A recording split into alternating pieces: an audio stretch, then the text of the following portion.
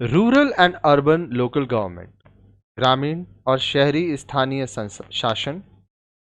He further shared that it is not only in the villages where local governments are working. अध्यापक ने आगे बताया कि स्थानीय शासन की संस्थाएं केवल गांवों में ही नहीं बल्कि वे शहरों में भी लोगों के कल्याण के लिए काम करते हैं. In cities also there are local bodies which are working for the welfares of the city dwellers.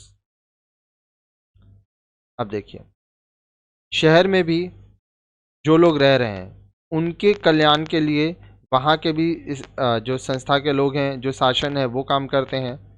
The only difference is that rural local bodies have a smaller area and smaller population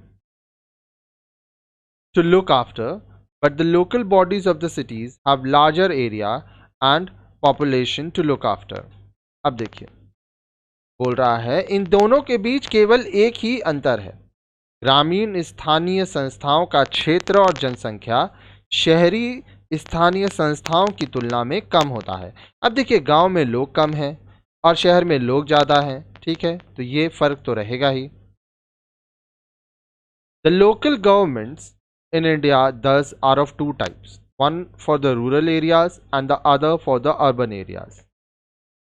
अब देखिए, इस प्रकार हम कह सकते हैं कि भारत में स्थानीय शासन की संस्थाएं दो प्रकार के होते हैं, एक ग्रामीण क्षेत्र के लिए, दूसरा शहरी क्षेत्र के लिए.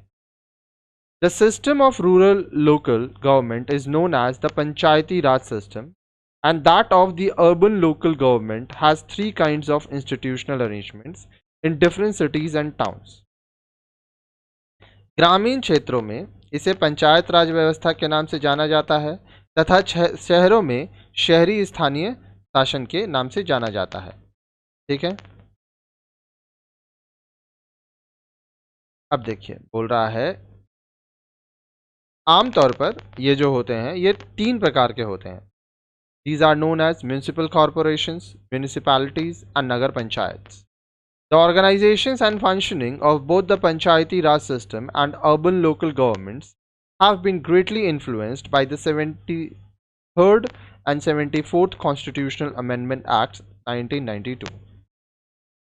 ग्रामीण क्षेत्रों में इसे पंचायती राज व्यवस्था के नाम से जाना जाता है तथा शहरों में शहरी स्थानीय शासन. शहरी स्थानीय शासन मुख्यतः तीन प्रकार का होता है, नगर निगम, नगर पालिका और नगर पंचायत आदि.